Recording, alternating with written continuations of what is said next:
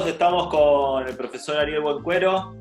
Ariel es profe de vóley del club y además es preparador físico en varias disciplinas. Y bueno, tiene amplia formación en todo lo que tiene que ver con la preparación física, neurociencias y demás. Así que quiero, Ariel, dejar que si querés agregar algo a tu presentación y ya empezamos con el tema de la charla. Bueno, ¿qué tal? Buenas tardes.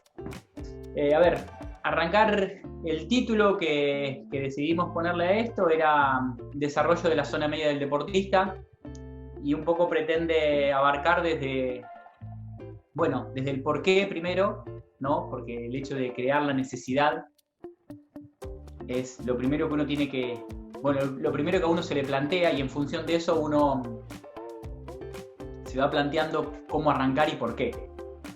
Hay un montón de dudas y de cosas que surgen, y la mayoría de las dudas y todo surge desde el club donde estamos nosotros. Tenemos la oportunidad, voy a hablar por mí, tengo la oportunidad de estar en un club como Once Unidos, y que es un club que te permite estar siempre en contacto, y encima está lleno de profes que están en la vanguardia de un montón de cosas.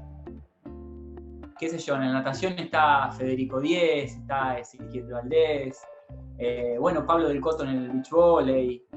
Hay profes como Jorge Lerner también, que tienen cantidad de experiencia en un montón de cosas. Con esto quiero decir que en la medida que vas pasando por el club, te vas cruzando con un montón de profes y siempre te quedás charlando, y siempre hay una cosita, y siempre hay algo de por medio, y siempre hay una inquietud. Y eso también es lo rico de poder estar en un lugar así. La considero la zona media decisiva en un deportista, decisiva. Y a ver, ¿qué es la zona media, no? Y para qué nos sirve y cómo trabajo todo eso. La zona media es una estructura que está en el centro, que está conformada puntualmente por lo que es el transverso del abdomen, que es lo primero que ponemos a trabajar. Está conformada por el oblicuo, está conformada por el suelo pélvico, está conformada por el recto abdominal. Y una serie de músculos que tampoco vienen al caso, porque el cambio en la preparación física que ha habido en estos años, ayer lo hablábamos juntos en una charla, ha pasado mucho de lo que es de un trabajo analítico y muy puntual a un trabajo bastante más integral, ¿no? Se lo toma al individuo ya como un todo. Y en ese todo han cambiado las formas de trabajar, como dije recién. ¿En qué ha cambiado, por ejemplo? Ha cambiado que los ejercicios ya se traducen en lo que son empujes, en lo que son tracciones, en lo que son ejercicios dinámicos, que Manuel lo debe saber bastante bien, en los ejercicios que son diagonales. Y estos ejercicios requieren de una zona media consolidada. Si yo esa zona media no está consolidada, no soy capaz de realizar ninguno de estos ejercicios. ¿Y para qué me sirve la zona media? En un boxeador debería arrancar la fuerza de su golpe, si soy derecho, en el dedo gordo de mi pie izquierdo, poder transferir la fuerza a través de mi cuerpo y por cadena muscular, y donde desencadena el puño. Esa transferencia de fuerza no solamente depende de la zona media, que es decisiva, sino depende también, y metiéndolo en otras cosas, en la parte de coordinación intramuscular e intermuscular, entre otras cosas. Y ahí es donde el cerebro juega un papel fundamental. Por ahí nos estamos yendo un cachito de tema, pero es importante entender por qué la zona media es decisiva en esto. En el freno y en el arranque, imagínense una bandera, ¿no? Una bandera. Que yo la bandera la corro hacia un lugar o la corro hacia otro lugar. Si yo de repente me quedo quieto, ¿qué va a pasar? Va a continuar esa inercia. Lo mismo pasa con nuestro cuerpo. Si nosotros somos capaces de generar velocidad, una cierta velocidad, y yo debo frenar y volver a salir, en el caso, de un jugador de fútbol. Si yo no tengo zona media, me voy a ir y me va a costar volver. No me voy a clavar y voy a volver. Obviamente, la fuerza reactiva también juega un papel determinante en esto.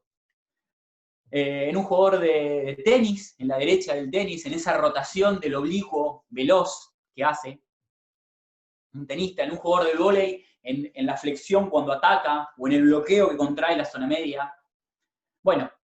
Hay ejemplos de todos. ¿Cómo arranco? ¿Cómo arranco a trabajar la zona media? ¿Desde dónde arranco y por qué? En los gimnasios y en un montón de lugares todavía se sigue trabajando con cantidad y cantidad y cantidad de abdominales. ¿Cómo se hacen? Da igual a veces.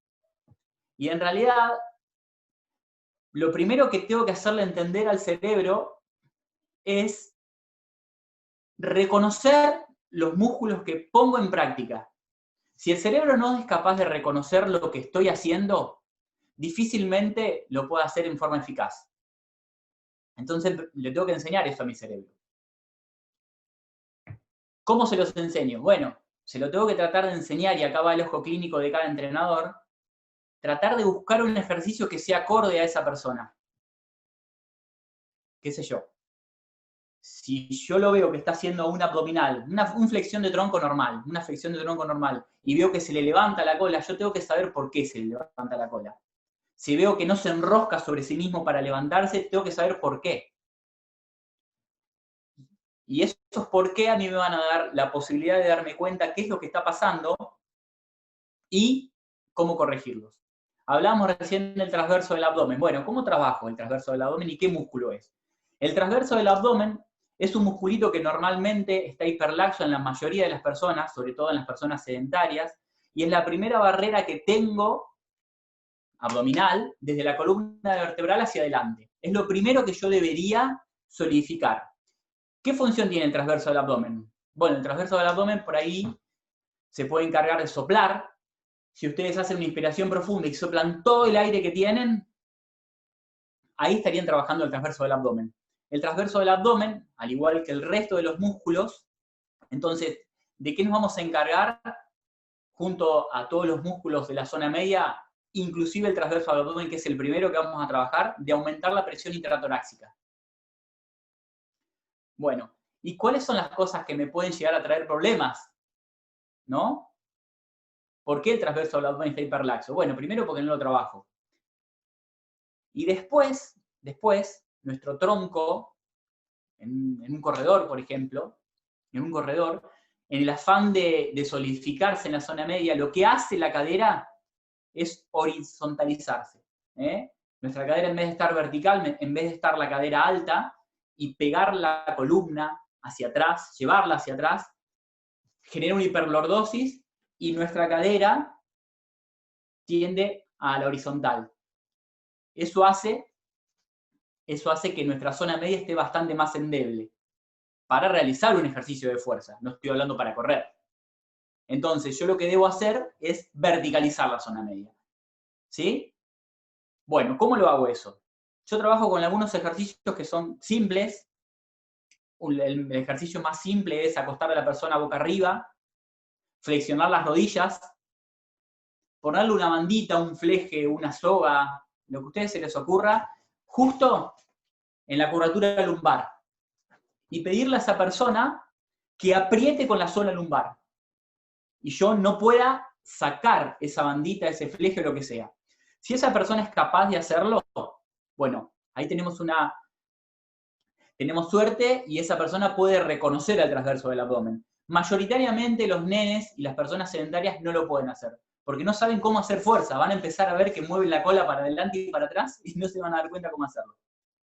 Bueno, si reconocen eso, pasamos al paso siguiente, les pedimos que estiren las piernas. Si yo estiro las piernas, ¿qué voy a hacer? Le voy a alargar el brazo de palanca y de esa manera le voy a complejizar esa acción. Si eso lo puedo hacer, le pido lo mismo con los brazos. Si eso lo puedo hacer, voy a subirle las piernas y le voy a decir que baje de a una y después baje la otra. Bien, una vez que más o menos esto está, yo ya sé que el transverso del abdomen tiene tono.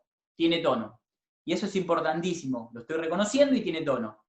Recién ahí empiezo a trabajar con el resto de las cosas. Yo puntualmente, recién ahí empiezo a trabajar con lo que son los puentes. Me gusta trabajar con los puentes, no abuso del trabajo de los puentes. Creo que el trabajo pasa por otro lado básico, pero los puentes me gustan trabajarlos. Entonces, una vez que reconoce la capacidad de sostener su abdomen, empiezo a trabajar con los puentes en una posición que a mí me permite trabajar en forma unipodal, generar un desequilibrio, mover una pierna, mover la otra, llevarlo el cerebro para otro lado, mientras esto se está. Porque yo después, la solidez esta en la zona media la voy a necesitar para correr, para frenar, para arrancar, para golpear, y necesito que este efecto de Valsalva se dé en forma natural y espontánea. Por eso suelo combinarla con otras cosas. Bueno, una vez que el trabajo del transverso está, yo lo que sigo haciendo es esto de los puentes que les decía, y después lo combino con el recto anterior. El recto anterior es un trabajo que lo podemos hacer con una flexión de tronco normal, en donde yo me voy a acostar boca arriba, voy a clavar los talones en el piso cerca de la cola, con este ejercicio tan simple, que parece una tontería, pero en realidad cuesta, y les digo que cuesta, pero no estoy diciéndole que cuesta a los chicos que tienen 12 años, les cuesta hasta a los deportistas consolidados. Entonces les decía, boca arriba, los talones cerca de la cola, los brazos paralelos al suelo, y voy a enroscar la columna sobre sí misma, despegando del piso vértebra por vértebra. Eso también me da la certeza que el suelo pélvico está funcionando. Si el suelo pélvico no estuviera funcionando, yo no podría hacer eso. ¿Y para qué sirve el suelo pélvico también? Bueno, nosotros dijimos hoy que una de las funciones características de la zona media es aumentar la presión intratorácica, ¿no? Bueno, si yo tengo que desde adelante, el recto anterior no me deja, tengo que el oblicuo no me deja, tengo la columna vertebral que no me deja, pero el suelo pélvico sí, voy a perder presión por ese lado. Entonces yo necesito una caja sólida. ¿Y para qué necesito presión intratorácica? Y necesito presión intratorácica para poder hacer fuerza. ¿Y para qué me sirve la fuerza? Bueno, para todo lo que hablamos antes, ¿sí? Que por ahí en otra charla nos vamos a meter. Entonces yo necesito presión intratorácica.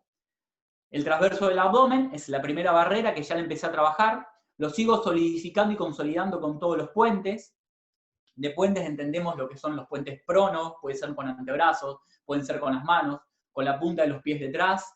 Puedo levantar un pie, puedo levantar una mano, puedo hacer un firulete con un pie, puedo hacer otra cosa con la mano, puedo tener las manos arriba de una pelota, puedo tener los empeines arriba de una pelota, y puedo moverme haciendo un semicírculo con los pies, llevando la pelota para un lado y para el otro. Estoy hablando de una pelota suiza como esta. Puedo tener las manos en la pelota. Bueno, hay infinidad de puentes que ustedes los deben conocer y que los deben haber utilizado ya. Pero es condición que la zona media tiene que estar firme. Yo voy progresando en estos ejercicios en la medida que la zona media está firme. Bien. Seguimos con el recto anterior, que es lo que estábamos recién. Dijimos que tenía que ser capaz de levantar vértebra por vértebra desde el suelo, y eso me daba la certeza que el recto abdominal tenía algo de fuerza, que el transverso del abdomen estaba funcionando, que el suelo pélvico estaba funcionando. Bien, ¿cómo seguimos con eso? Bueno, seguimos con eso poniéndole peso detrás de la cabeza, siempre y cuando esto vaya bien. Ahora, si yo veo que cuando se va a levantar, levanta la cola para generar palanca para volver a apoyar, seguimos con eso. Seguimos trabajando con eso. ¿Cuántas repeticiones voy a trabajar con esto? ¿Cuántas repeticiones voy a trabajar trabajando con el recto anterior? Bueno, acá hay algo que es importante, y es entender que la cadena anterior no es igual a la cadena posterior. La cadena anterior tiene más fibras rápidas que fibras lentas, como la cadena posterior. La cadena posterior se compone más de fibras lentas. ¿Por qué? Porque la cadena posterior a mí me da la capacidad tiene la necesidad de sostenerme todo el tiempo. ¿Sí? Entonces, tiene que estar todo el tiempo activa. Algunas veces una, otras veces otras. En cambio, la cadena anterior necesita espontáneamente y en forma rápida generar una solidez. Una solidez primero para sostener y después para poder moverse. No me gusta demasiado trabajar, ahora hay una nueva tendencia que se habla con los anti, con las antiflexiones, con las antirrotaciones y demás. Si bien me sirve y las utilizo, pero soy más de trabajar con las flexiones. Hay una tendencia, una teoría que hablan de un desgaste de los discos intervertebrales por tantas flexiones y demás. no hay nada certero todavía con respecto a eso, o por lo menos que haya leído. Y a mí siempre me ha dado más resultados de trabajar en lo concéntrico o excéntrico-concéntrico, no isométrico solamente, ni excéntrico solamente. A no ser que hablemos de alguna patología o haya que trabajar puntualmente con un solo miembro porque hay una lesión o una rehabilitación. Prefiero trabajar concéntrico o excéntrico-concéntrico como es el movimiento generalmente natural. Cuando golpeo una pelota en un backswing del tenis voy y después cierro, o en un salto cuando caigo hay una acción excéntrica y luego una concéntrica. Bueno, de la misma manera pasa con el abdomen y me ha dado mucho resultado eso. Estábamos con el recto anterior, por eso les digo que esto da para largo, porque hay un montón de cosas que se meten acá. Estábamos con el recto anterior. Una vez que ya esa acción la pueden hacer, que no levanto la cola, que soy capaz de enrollarme, me gusta poder combinarlo con una acción, con un abductor, con un aductor, con el isquiotibial, con el cuádriceps. ¿Y cómo hago eso? Bueno, lo puedo hacer, por ejemplo, acostado, ¿no? Cuando me levanto tengo que abrir una pierna, cuando me levanto tengo que presionar una pelota, o me levanto y tengo que sostener con una pierna una pelota contra la pared, por ejemplo. Y de esa manera el abdominal lo empiezo a hacer trabajar en conjunto con otros músculos, que en realidad eso es lo que pasa en el deporte, porque esto viene a través de una necesidad. Nosotros hablamos del deportista. Si nosotros hablamos de la parte de fitness, bueno, tenemos que trabajar diferente. Algunas cosas diferentes, otras se trabajan igual. Bueno, hay otra cosa que decir con respecto al recto abdominal. El recto abdominal no se trabaja solamente en el piso. Para poder utilizarlo en forma completa, el recto abdominal trabaja a partir de los 110 o 115 grados. Entonces yo debería sentarlo en un cajón y dejar caer la espalda por debajo del cajón. ¿Sí? Pero ahí ya nos metemos en otra cosa donde es un poquito más compleja para poder ser y difícil. ¿Sí? Me quedó colgado el tema de la cantidad de repeticiones cuando hablé de las fibras lentas y las fibras rápidas. En realidad la diferenciación de las fibras lentas y las fibras rápidas se ve puntualmente descrita cuando hablamos de la cantidad de repeticiones. Entonces, cuando yo trabajo el abdominal, debería trabajar alrededor de las 10 repeticiones, no pasarme de eso. Si me paso de eso, si soy capaz de hacer, 15 abdominales, lo que debería cambiar sería el peso que tengo o la dificultad del ejercicio. No debería incrementar en la cantidad de repeticiones. Está lleno en los gimnasios de profes que dan 20, 30, 40 abdominales, y en realidad lo que están haciendo es enlentecer a algo que tiene todas las características para trabajarlo de otra manera, para trabajarlo desde la fuerza. No estoy hablando de una persona que no sabe hacer un abdominal, estoy hablando de alguien que viene trabajando. En cambio, la parte posterior, sobre todo al principio estoy alrededor de las 40 repeticiones. ¿Sí? Que ahora en un ratito vamos a hablar de lo que son toda la parte de los paravertebrales y demás. Una vez que tengo la parte de recto anterior, ya me voy a la parte de los oblicuos. Los oblicuos intervienen, como les decía, en un golpe en un boxeador, cuando rota, en un tenista, tanto en el drive como en el revés. Bueno, en la mayoría de los lados. ¿Cómo trabajo el oblicuo? Bueno, el trabajo de oblicuo lo puedo trabajar partiendo desde el tren inferior, siempre y cuando todo lo demás esté consolidado. Si lo demás no está consolidado, no puedo trabajar el oblicuo de esta manera. ¿Por qué no puedo trabajar el oblicuo de esta manera? Nos vamos un poquito a la anatomía.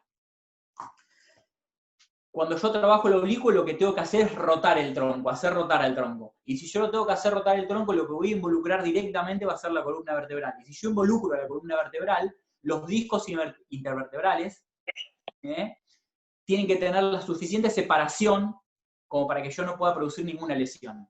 ¿Cómo genero esto? Y esto lo genero cuidando que no haya ninguna flexión, si estas son las vértebras, que no haya ninguna flexión, si no este espacio se va a disminuir, ni ninguna flexión, ni anterior ni posterior, que sería una extensión, Ni voy para un lado ni voy para el otro. Debería mantener los discos intervertebrales separados. Y una vez que los mantengo separados, sí tengo la capacidad de poder rotar mi columna. Pero si yo genero una flexión y a su vez tengo un peso y quiero rotar, ahí puedo llegar a hacer lío. Entonces, primer concepto ese tiene que estar clarísimo y después sigo trabajando. ¿Cómo lo trabajo el oblicuo? Bueno, el oblicuo lo puedo trabajar acostado boca arriba, levanto las piernas a 90 grados con respecto al techo, apoyo las manos en el suelo, dejo caer las piernas a un lado y las piernas al otro. Esa es una forma de trabajar el oblicuo. Y hay un componente excéntrico muy importante ahí, porque tengo que frenar y volver a salir. ¿Sí? Acción excéntrica más concéntrica. Para las fibras rápidas, muy importante trabajar así. Bueno, entonces, ¿cómo continúo el trabajo del oblicuo? El trabajo del oblicuo lo puedo continuar con un tuí soviético. Un tuí soviético es un ejercicio muy parecido a lo que es el recto abdominal. Se va a sentar en un cajón, el tronco lo va a dejar caer hasta que casi quede paralelo al suelo. Los pies van a estar bien apoyados, me van a sostener los pies y voy a volver a generar esa rotación hacia un lado y hacia el otro.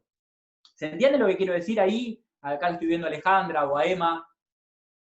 ¿Se entiende? Pues yo por ahí doy por obvio algunas cosas que por ahí no lo son. ¿Sí? Buenísimo. Esto está bueno. Sí, perfecto. Lo del feedback está bueno. Yo lo necesito por lo menos. Y es algo que pierdo mucho con este tipo de clases. También me pasa en el Zoom con los chicos cuando doy clases. Y es algo que los profes los necesitamos bastante. Porque, bueno, nos permite poder corregir mucho sobre la marcha. Si no tenés este feedback, es como que hablas solo.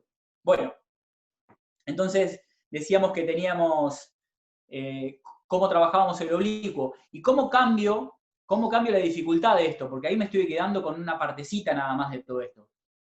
Para arriba tengo un montón para ir, pero es muy importante que quede claro cómo trabajo para abajo, porque si lo de abajo no lo tengo consolidado, puedo llegar a hacer lío más arriba. El oblicuo lo puedo seguir trabajando cambiando el ángulo del tronco, levantando la espalda, y ya ahí estoy haciendo hincapié en el recto anterior. ¿Hasta cuándo lo voy a levantar? Y hasta que el tipo lo pueda colgar de una barra. Lo puedo colgar de una barra, las piernas a 90 grados, y voy para un lado y voy para el otro. Estamos hablando ya de alguien que tiene mucha fuerza. ¿Sí? Lo mismo pasa con el tuí soviético.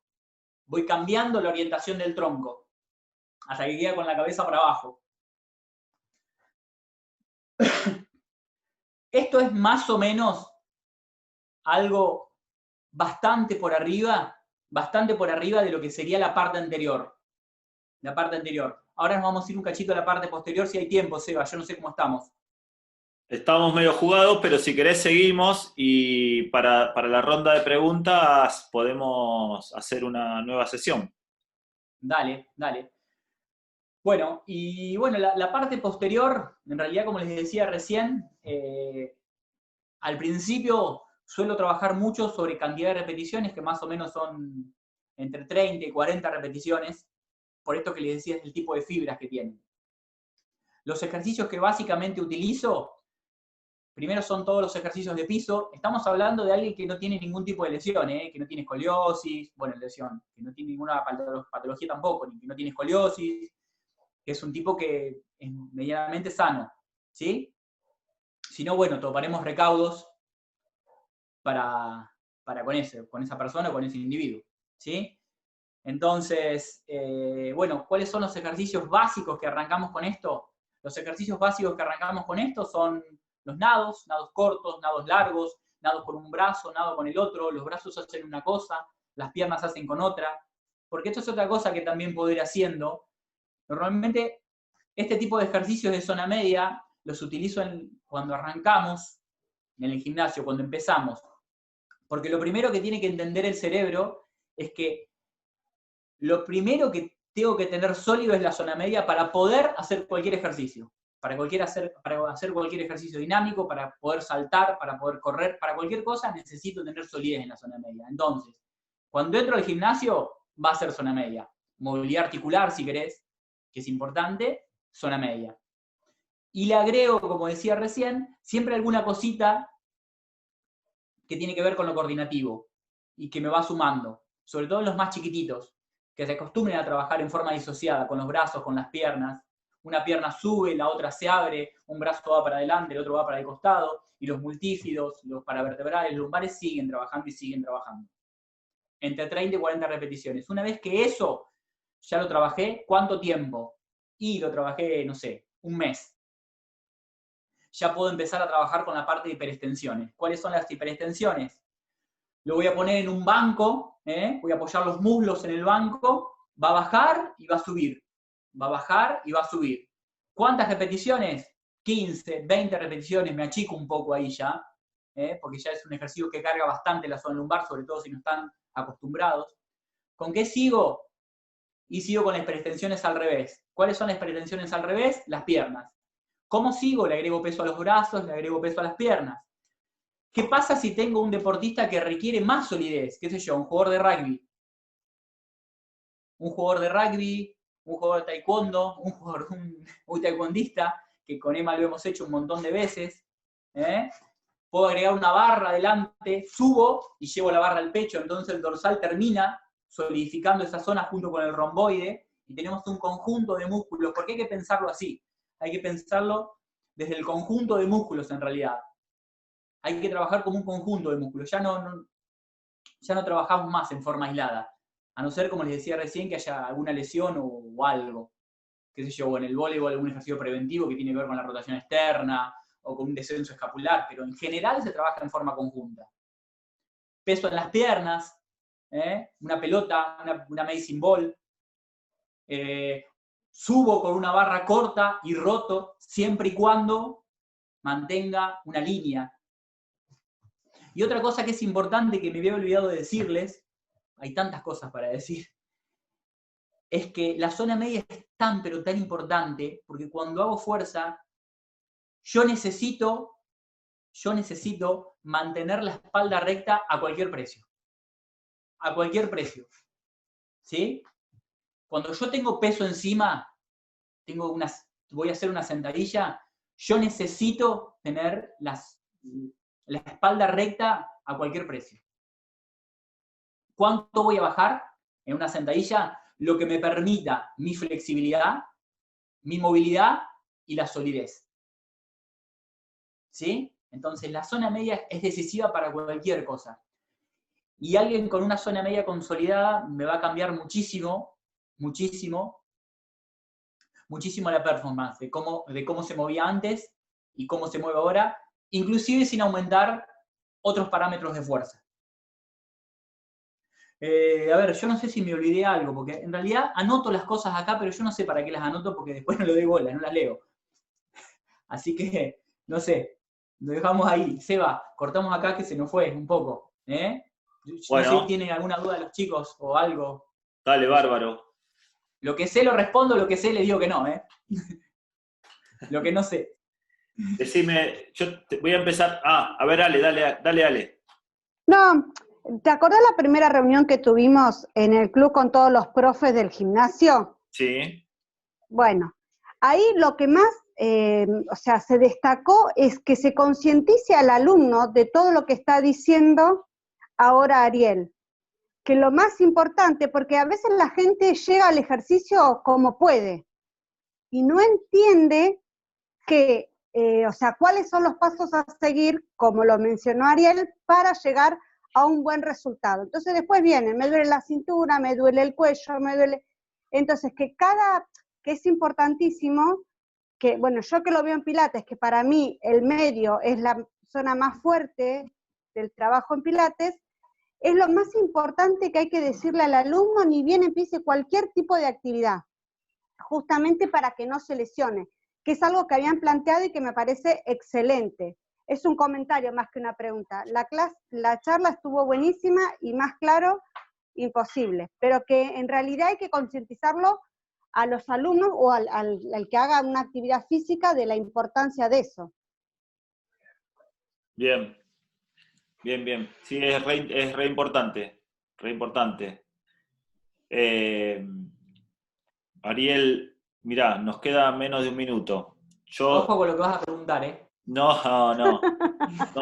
En realidad, si no lo tenés a mano, porque a mí me pasa que a veces no me acuerdo de los nombres y eso, pero, pero algunos trabajos, algunos papers que hayas leído, o algunos autores, o alguien que nosotros podamos tener de referencia, Sí, que sí. no para hacerlo ahora, pero sí para por ahí podemos hacer un posteo cuando lo posteemos, si querés anotátelo, para tener alguna lectura complementaria a todo lo que dijiste, porque realmente es muy interesante. Y a ver, todo el trabajo de fuerza que se apoya mucho en esto, Berkoyansky, un argentino. Estoy preparando una colita de cuadril, si te sirve. Qué bueno. Ariel, estábamos haciendo una rondita de preguntas, que está bueno, así que preguntas o comentarios, lo que quieran Sí, sumar. bueno, habíamos quedado así, cierro la pregunta, Seba, vos me decías bueno, qué había leído, si tenía algún autor como referencia. Yo la verdad que no me acuerdo mucho en este momento, pero por ahí recién les decía de Berkoyansky, que me gusta mucho cómo combina todo. Después hay un argentino que está siendo cada vez más reconocido, creo que ahora está trabajando en Talleres de Córdoba, que es Mario Di Santo, Sí, fenómeno del tipo. Tiene cosas que son muy, muy, muy interesantes para poder trabajar, otras no tanto, pero todo lo que es el trabajo de la zona media y demás, todos los trabajos que son con desequilibrio y demás, está muy bueno, muy técnico, muy práctico para trabajar. Después hay otro que habla de arranques y cambios de dirección, Bob Parisi, me parece que es un yankee. Ese también tiene algunas cositas interesantes. Todo lo que tiene que ver con arranques y cambio de dirección, la parte pliométrica y la zona media cumple un rol fundamental. Fundamental. Y en los deportes de equipo, en los deportes donde, bueno, en el fútbol, en todos los deportes abiertos, es decisivo. Bueno, hace un tiempo lo hablábamos, Eva, cómo había cambiado puntualmente tu hijo, el año pasado creo que fue, perdón que haga una referencia así, pero me sí, parece que vale la pena, de cómo había cambiado cuando había solidificado la zona media, cómo había cambiado la natación en un deporte como la natación, que uno por ahí no lo asocia directamente a lo que es un trabajo de zona media, pero fíjate lo importante que es, ¿no?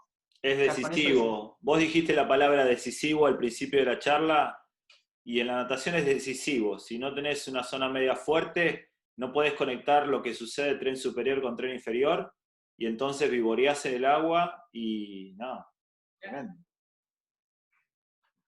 Claro. Bueno, la zona media es algo que sostiene mientras los brazos y las piernas hacen otra cosa. Exactamente, exactamente. Mirá, yo tenía cuando era chico que jugaba al tenis ahí en el club, tenía un profesor que me decía, él había estado en la escuela de Nico Lettieri en Estados Unidos. Donde estuvo Agassi, Gaudio. Claro, bueno, él fue profe de la escuela de Nico Lettieri, Luis Bagnati, y él me decía que cuando te acercás a la red y vas a volear, la volea empieza en esa época, te estoy hablando 85, 90, 1985, 90, en esa época nos decía, la volea empieza en el abdominal, porque en esa época no se hablaba de core ni de zona media, se hablaba de abdominales. Entonces, siempre y cuando vos tengas el abdominal firme, ¿sí? Como una representación de core, ¿no? Sí. Vas a poder bloquear la pelota y después dirigirla donde vos quieras como tenista, en la red. Claro. Claro, y más en la volea, que ni siquiera tenés backswing. En la volea vas con la raqueta adelante. Claro, exactamente. Sí. Bueno, preguntale a Juan y en el bloqueo. Si la zona media no es Claro, decisiva. es lo mismo. Claro. Sí, zona media para no tocar la red, poder hacer fuerza del otro lado, caer en un lugar de 30 centímetros de base que son tus pies y que no te pase nada. No. ¿Sabes? Sí, He visto compañeros de selección argentina desgarrarse el abdominal en un bloqueo. Claro. Mirá. Claro. Bueno, fíjate los pies de los bloqueadores que pasan debajo de la red para el otro lado, con el afán de compactarse. Tal cual, tal cual. Sí, muy bueno. Ariel, yo te quiero, estamos haciendo ronda de preguntas, la gente, mirá, se está empezando a sumar, hay más gente ahora que el momento del inicio Ahora de la para las charla, así preguntas que se suman. sí, pero está bueno que podamos por lo menos tener una rondita linda de Mandé preguntas. mandé un par de mensajes y la gente repuntó. Bien ahí, bien ahí. No, te decía, en los chicos, ¿no? Yo siempre que escucho hablar de deporte y de alto rendimiento, deporte federado, miro hacia atrás en el desarrollo y en la iniciación deportiva. ¿Cómo ves la importancia del desarrollo en la iniciación deportiva de la zona media, Ariel? No, mira, básicamente es lo que dije recién. Yo lo considero tan importante, pero para cualquier cosa que hagas, para correr. Mira, en los juegos lúdicos, en una mancha, fíjate quién gana en la mancha, a quién tocan último. Al más reactivo. El más reactivo tiene mucho que ver con la zona media, es lo que hablamos al principio, el hecho de poder frenar y salir. Entonces, lo podés empezar a trabajar desde un juego. Por ejemplo, hoy hablábamos del transverso del abdomen, ¿no? Que es el por dónde hay que arrancar. Bueno, una vez que vos identificás, pero mejor dicho, que el chico logra identificar ese músculo, que logra saber cómo lo contrae, cómo lo relaja, podés hacer carreras en 4 patas con eso, podés, que no tenés forma de no contraer el abdomen ahí. Podés hacer un montón de juegos en donde el objetivo sea ese, y lo vas llevando hacia donde vos querés. Claro. Y una vez que el chico porque estamos hablando de las edades iniciales, Sí. el chico es consciente de eso, ya eso se va a dar en forma espontánea, en forma natural, y ya después, cuando agarra una barra, en el caso de la preparación física, cuando quiera hacer un sprint, cuando quiera frenar, cuando quiera arrancar, cuando quiera saltar, mirá que estamos hablando de la mayoría de habilidades motrices básicas, cuando quiera lanzar, eso ya se va a dar en forma natural y vamos a tener un camino hecho y acortado que hoy por hoy no lo tenemos. Claro. Hoy por hoy no lo tenemos, bueno, porque nos falta lo que hablábamos ayer. Nos falta el hecho de que no saben cómo hacerlo los chicos porque no lo hacen menos que antes. Pero creo que la zona media nos puede ayudar mucho, porque desde el momento que son conscientes de contraer el abdomen, nos va a ayudar a poder combinar esto que decías vos de la natación, Seba, poder combinar el tren inferior con el tren superior. Y esa cadena muscular es un camino que es importantísimo y es un camino ganado para después poder empezar a sumar otras cosas. Que ya no van a tener que pensar en ese. Incluso permitime, no sé si alguien quiere sumarse, yo estoy, me copo, pero incluso pensar esto, Ariel, o pensemos todos, ¿no? Que volviste a nombrar natación. Los bebés, cuando se suben a una colchoneta en la clase de matronatación, lo primero que hacen es estabilizar la columna sentaditos en la colchoneta del agua. ¿Y cómo la estabilizan? Coordinando el core, activando y coordinando esa zona. Si no, no pueden permanecer sentados. Claro, se caen. Entonces, fíjate cómo una situación de un bebé, un año, meses, que se sienta en una colchoneta inestable, que es el agua, cómo desde ahí ya se puede estimular, ¿no? La contracción de toda esta zona muscular. Che, lo saludo a mi hermano que se conectó, que está acá, también es un profe, un preparador físico. Che, bueno, mira, ahora que hablaste de los chicos también hay otra cosa que la estamos perdiendo, que los chicos tienen en forma innata, que es muy importante y súper importante para poder seguir, que es la movilidad. La movilidad es decisiva para poder desarrollar cualquier cosa, para poder hacer una sentadilla de arranque. Bueno, estoy hablando de la preparación física porque encaramos de esto, ¿no? Claro. Pero para agacharnos, la cantidad de chicos que hay con que no se puede mover, que no se pueden agachar por falta de flexibilidad y falta de movilidad es terrible. Y lo que te cuesta ganar eso, ese sería otro punto para poder hacer hincapié en un trabajo en las edades iniciales. La movilidad, la zona media, la coordinación, la disociación, bueno, la sincronización, bueno, y tenés para hablar un montón ahí. pero la movilidad es fundamental. ¿O no, Emma? ¿O no es fundamental la movilidad? Si lo habremos hablado con Emma. Que a Emma le Sí, ni cuesta, hablar. le ha costado la flexibilidad, pero se dedica. Sí, poco. En realidad me tendría que dedicar más. Pero sí, Pero, se pierde con los años. sí, claro Bueno. que se pierde con los años. No sé si alguien quiere hacer algún comentario, algún aporte, alguna pregunta. Juan, y que siempre tiene aportes que son súper ricos. Mirá cómo te metí con Acá tengo una también. Hola, Hola. acá estoy. Hola. Hola, Sí, adelante, se escucha, dale. Dale. Se escucha, Sergio. ¿Me escuchás? Sí. Mi pregunta, Ariel, más que nada tiene que ver con que, primero, si te ha tocado trabajar con algún deportista que tenga alguna patología lumbar, como, no sé, una protusión discal, una hernia de disco, y cómo trabajas con ello y qué recomendaciones nos das para trabajar y algunos cuidados sobre todo, ¿no? Para seguir fortaleciendo y seguir potenciando la zona media para desarrollar en el deporte y sobre todo lo que tiene que ver con esos cuidados para desarrollar ciertas capacidades, ¿no? Sí, está bien.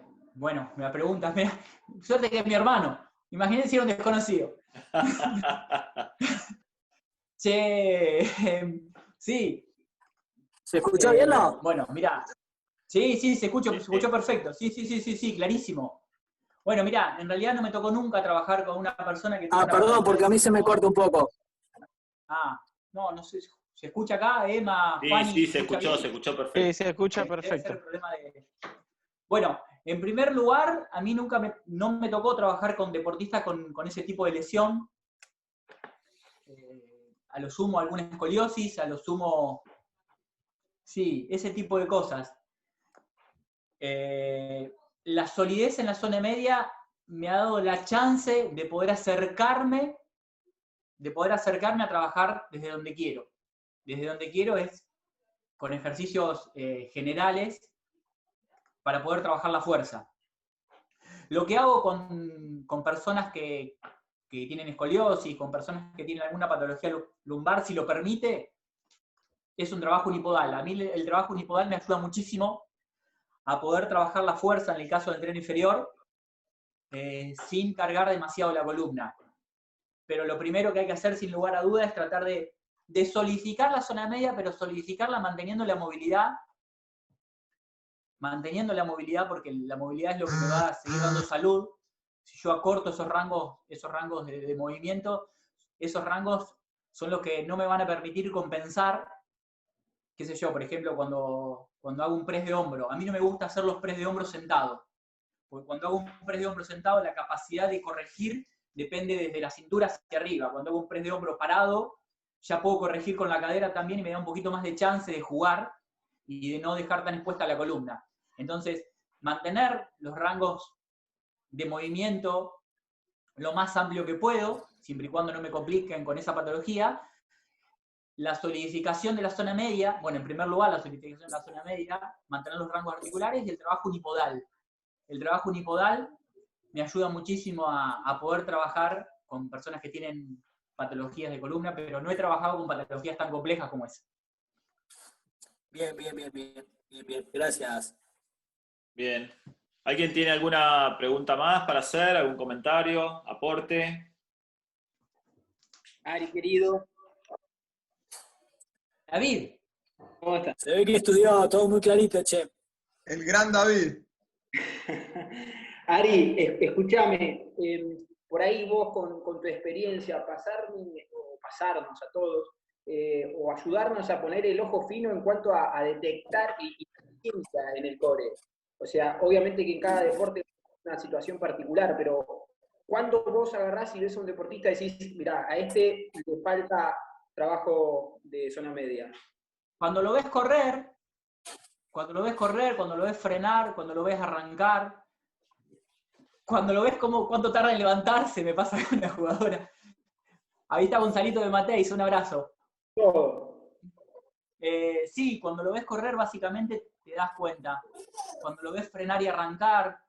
En el agua, bueno, lo que dice Seba, el hecho de vivorear, básicamente te das cuenta cuando hay un movimiento natural de transferencia, sobre todo lo podés ver con más claridad, cuando hay movimientos de transferencias del tren superior hasta el tren inferior.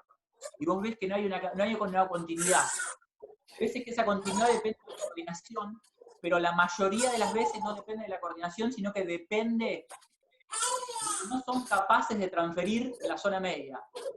En el vóley nos pasa, a Juani le debe haber pasado, a Gonzalo le debe haber pasado en el saque que hay un nene que se tira la pelota, o una nena se tira la pelota, y cuando hace contacto con la pelota, es como si hiciera contacto con la pelota con algo sólido. El resto, viste, como que flamea. No es capaz de apoyarse en la pelota. En un golpe, yo no sé si fui claro con el ojo clínico, Seba, David, pero en esas cosas, si vos estás acostumbrado a ver correr a un deportista, o viste correr a un deportista, y cómo se apoya y cómo sale para el otro lado, te vas a fijar el eje de freno que lo tiene en un ángulo óptimo para poder salir para el otro lado. Quizás ese eje se mantiene en alguien que no tiene la zona media, quizás no, pero quizás sí, y vas a ver cómo cede. Te vas a dar cuenta enseguida cómo cede. Eso te estoy hablando en alguien con algo natural, como puede ser correr, frenar y arrancar. En el gimnasio eso es mucho más evidente. En el gimnasio es mucho más evidente haciendo cualquier ejercicio. En el press de hombro vas a ver que la cadera empieza a ir para un lado, empieza a ir para el otro. Bueno, en una sentadilla ni hablar. Ni hablar. No sé si puedo aportar demasiado más, David. Yo no sé si... Perfecto, Ari. Yo entré un poquito tarde porque estaba en una clase y no escuché eso del ojo clínico que dijiste, por eso la pregunta. Pero clarísimo. Sí, es lo que puedo ver. A ver. Sí, yo pensaba en la transferencia del peso del cuerpo de un pie al otro, ¿no? En una finta, en un amague. Cómo el cuerpo se va de timing en el cambio de dirección que mencionabas recién. Sí. Y mirá, en otro test en otras cosas que nosotros trabajamos a menudo, que es saltar con dos pies, hola Tommy, que es saltar con dos pies y caer con uno. En el afán de, qué sé yo, de poder seguir trabajando lo que es la estabilidad, la del glúteo medio, bueno, y demás, la estabilidad de la parte posterior, bien digo. Vas a ver cómo le cuesta equilibrarse. Así sea para adelante, para un costado y para el otro. Cuando vos le generás un desequilibrio y no estás acostumbrado a ese desequilibrio, la zona media queda en evidencia completamente. Tal cual. Gracias, Eva, porque me diste pie para decir esto, y esto es muy importante. Me acordé gracias a vos, mirá. Y no se lo había dicho a David, disculpame. Bien, bien. Ari, yo tengo una pregunta para hacer. Qué raro, che. Dale. Me sumé un poco tarde a la charla porque no me dejaba entrar. Sí, por ahí esto ya lo dijiste o no. Pero hablando de la zona media y la importancia que tiene, en vez de preguntarte cuáles son los deportes que requieren de una buena zona media, invierto la pregunta. ¿Existe algún deporte que no requiera el uso de la zona media? No. Bien. Porque la zona media... No. La zona media... Bueno, a priori no se me ocurre ninguno, pero... No, la zona media tiene la característica de sostén, tiene la característica de contracción. La zona media es muy, muy, muy, muy importante. Muy importante. Muy importante porque vos imaginate que cuando no tenés zona media, lo que hablábamos recién, no podés transferir fuerza del tren inferior al tren superior. Si le quitas el tren inferior, existe la rotación también. No tenés manera de no hacer fuerza con la zona media. Soplás y hacer fuerza con la zona media, así que imagínate.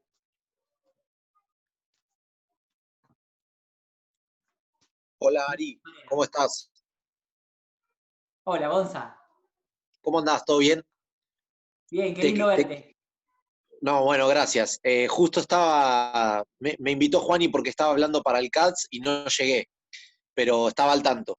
Así que primero quería saludarte y después solamente hacerte un comentario sobre la importancia de todo esto que estás hablando.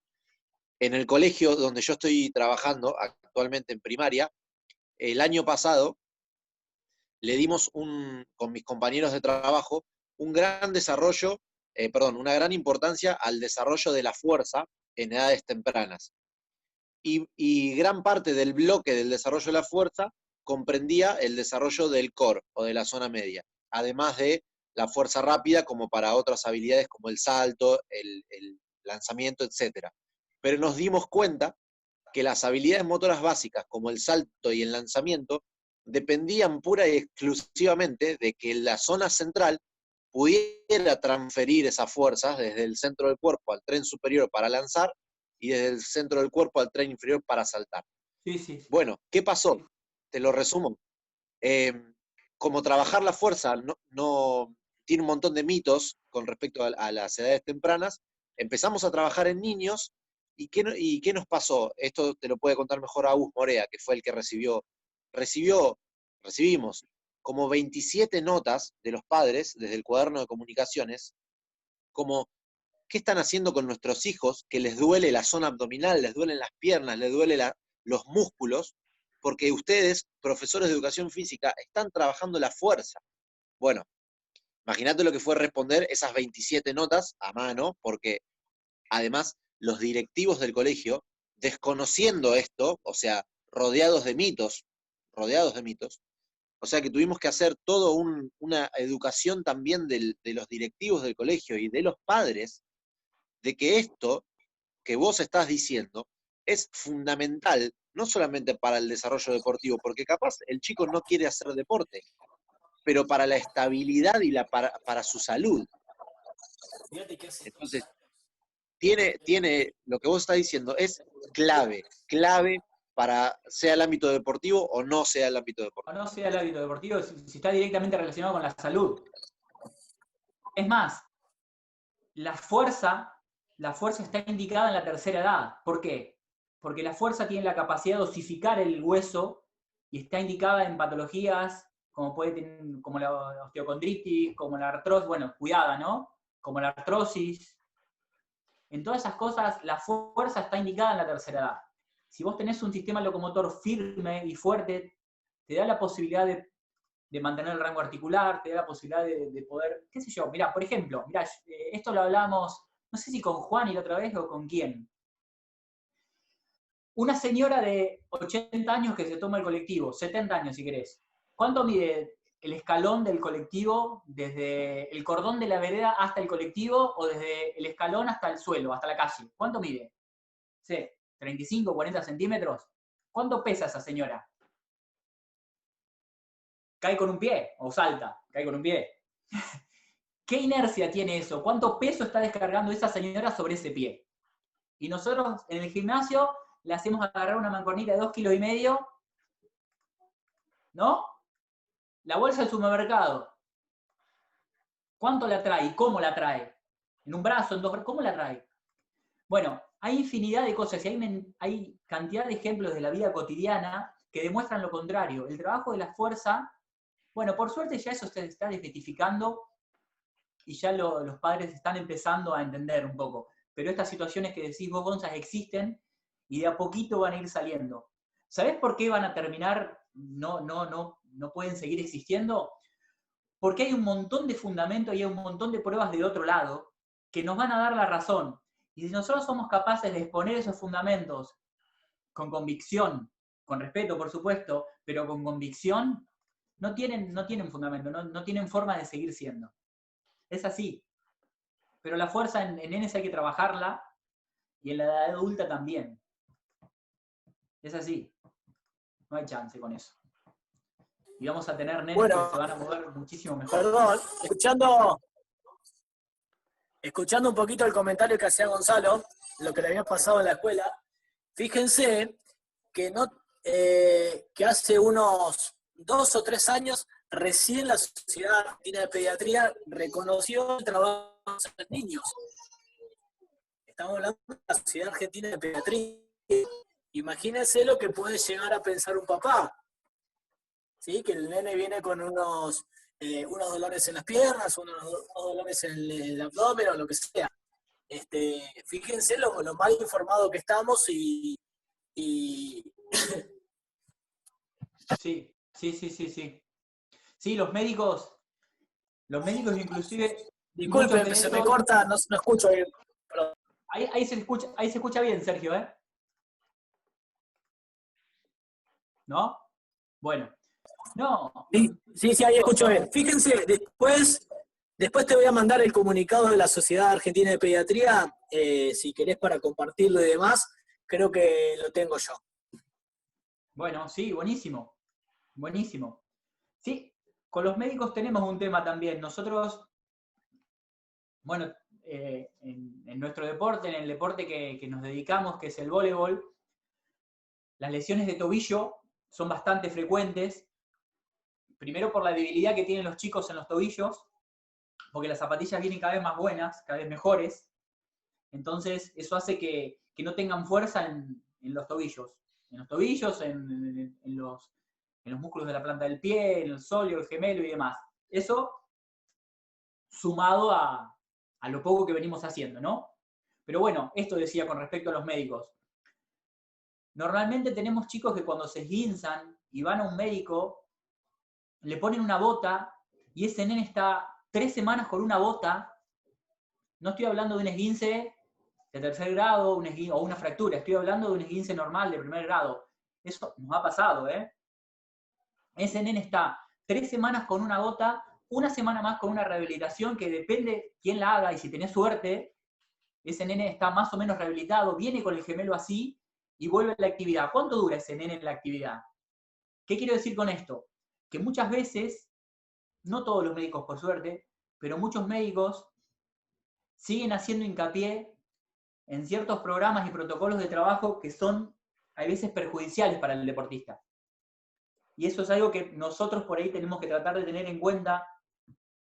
¿Desde qué lado? No corrigiéndolo al médico, pero sí cuando vuelve ese nene tratar de ver cuál es la mejor forma de poder adaptarlo, porque ese nene lo más probable es que se le vuelva a lastimar.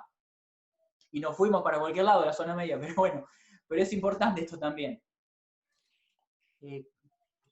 Es importante eso. Bueno, lo tenemos a Rodri por suerte, perdón, Seba. Sí, tenemos a Rodri en el club por suerte, que esto del trabajo multidisciplinario que tenemos y ese feedback o ese ida y vuelta con Rodri que tenemos, a mí me ha ayudado un montón, Rodri. He ido al consultorio en cualquier momento y no ha tenido ningún problema. Y bueno, eso también nos ha ayudado mucho y nos sigue ayudando a trabajar. Bueno, ni hablar con la Liga 2, como ha estado presente con nosotros. Bueno, Juaní. Sí, la suerte de por ahí que en el club que vamos creciendo, ya contar con médicos que estén dentro del club y entiendan la necesidad de los chicos y de las chicas que están en el club y no derivados a un médico que está en otro aspecto atendiendo y por ahí nos para por un esguince clásico, podríamos decir, 3 semanas, cuando sabemos que deportivamente hoy puede no entrenar, pero puede estar golpeando la pelota contra la pared, o puede estar haciendo zona media, porque el tobillo lo tiene bien preparado, se lo preparó el kinesiólogo, y puede estar haciendo una plancha isométrica o cualquier ejercicio que sea, pero hay un montón de veces que no tenés que dejar de entrenar por un esguince. Bueno, la verdad que ha sido un placer escucharlos a todos, sumar las preguntas y los comentarios de todos. Estos encuentros se hacen ricos porque son dinámicos y la comunicación es en doble sentido. El club está generando estos espacios. Ayer se hizo un conversatorio sobre preparadores físicos y bueno, y todo esto hace que Once Unidos permanezca en movimiento. Así que bueno, les agradezco a todos, principalmente a Ariel por la excelente charla que dio y a todos por su presencia. Ariel, ¿querés cerrar vos con algo? No, simplemente agradecerles el tiempo, que más allá que estamos todos con pocas actividades, a veces que nos cuesta hacernos el tiempo, y el hecho de que estén acá es un mimo al alma para mí también. Me gusta verlos. Y muchas gracias a vos, Eva.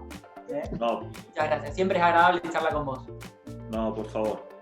Bueno, chao chicos. Gracias.